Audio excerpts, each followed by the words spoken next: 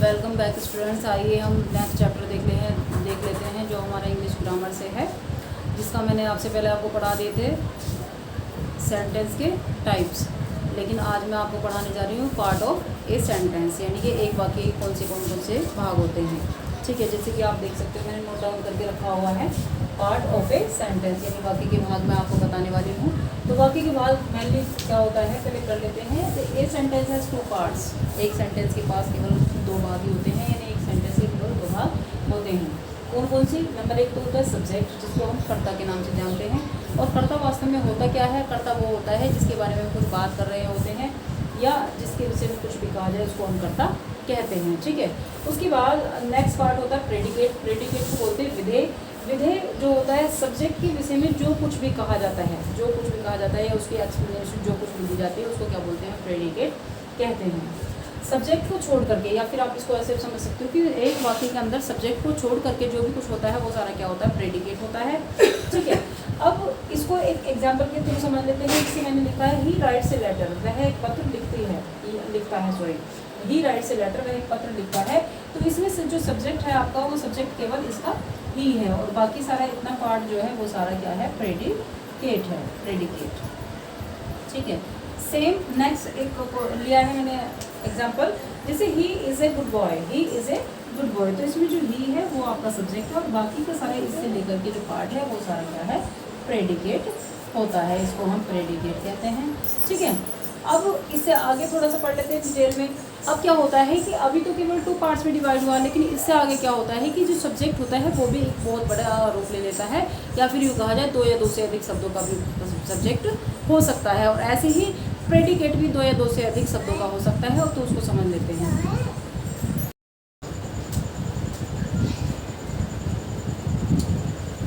जैसे कि मैंने आपको बताया है कि सब्जेक्ट के भी कई सारे पार्ट होते हैं, यानी सब्जेक्ट या तो एक वर्ड का हो सकता है, एक से अधिक का हो सकता है, 2 से अधिक भी हो सकता है, कई वर्ड्स का भी होता है। तो उसके लिए मैंने एक तालिका आपके लिए बनाई है। नंबर 1 बनाई है, नंबर 2 बनाई है, 2 टेबल मैंने बना के रखे हुए हैं। पहले टेबल में देख लेते हैं। जैसे सब्जेक्ट यहाँ पे क्या किया है, केवल 2 पार्ट्स हो गए हैं सब्जेक्ट के। नंबर 1 होता है क्वालिफायर।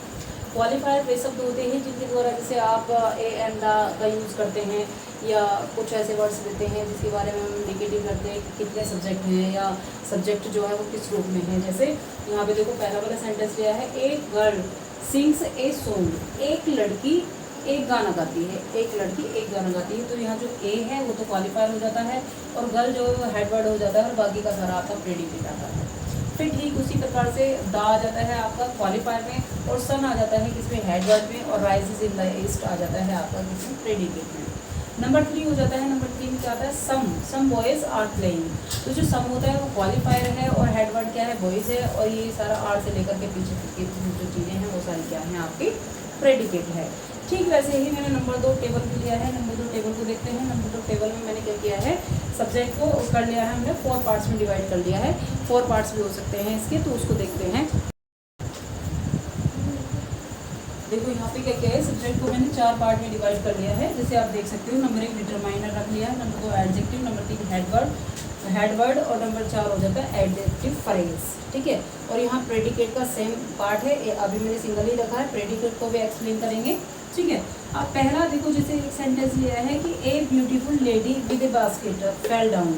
एक सुंदर औरत जिसने एक बास्केट ली हुई है, टोकरी ली हुई है, वह गिर गई है। ठीक है, तो इस सेंटेंस में क्या हो गया है, ए से लेकर के beautiful lady with A basket तक क्या हो गया है आपका? वैसे सब्जेक्ट हो गया है, और सब्जेक्ट को कितने पार्ट में डिवाइड कर दिया? 4 पार्ट में डिवाइड कर दिया है। नंबर 1 डिटरमाइनर में, नंबर 2 एडजेक्टिव में, नंबर 3 हेड वर्ड में, नंबर 4 एडजेक्टिव फ्रेज में। ठीक है, और बाकी आपका प्रेडिकेट जो है उसका सिंगल पार्ट अभी रखा है, क्योंकि मैंने अभी आपको प्रेडिकेट समझाया नहीं है, तो इसलिए प्रेडिकेट को भी सिंगल पार्ट में रखा है। उसके बाद सेकेंड वाला देखते हैं जरा। The black bird sitting in the tree is crow.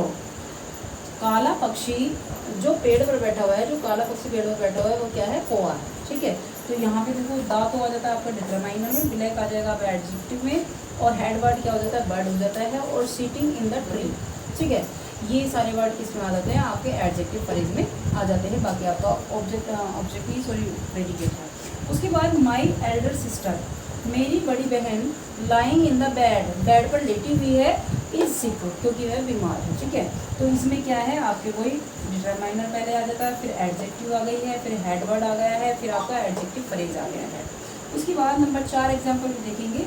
These pretty flower, these pretty flowers होंगे in the pots white red. कहते हैं कि ये सुंदर फूल जो है, जो आपके गमले में रखे हैं या पोट्स में रखे हैं, वो क्या है, वाइट रेड हैं। ठीक है, वाइट रेड है। तो ये क्या हुआ है आपका, यहाँ पर भी क्या हुआ है, सब्जेक्ट को 4 पार्ट में डिवाइड कर दिया है। पहला दीज जो होगा वो आपका डिटरमाइनर बन जाएगा, एडजेक्टिव में आपका प्रीटी आ जाता है, और हेड वर्ड में आपका फ्लावर्स आ जाएगा, एडजेक्टिव फ्रेज में आपको क्या आ जाएगा, इन द पोट आ जाएगा, या फिर विद वगैरह जो शब्द आते हैं वो सारे एडजेक्टिव फ्रेज होते हैं। ठीक है, अभी हम आगे समझते हैं कि हमारा जो प्रेडिकेट है, प्रेडिकेट भी सब्जेक्ट के अनुसार ही, जैसे सब्जेक्ट को कई पार्ट्स में डिवाइड कर दिया है, वैसे ही प्रेडिकेट को कई पार्ट्स में डिवाइड कर सकते हैं। वो मैं आपको नेक्स्ट क्लास में समझाऊंगी। धन्यवाद।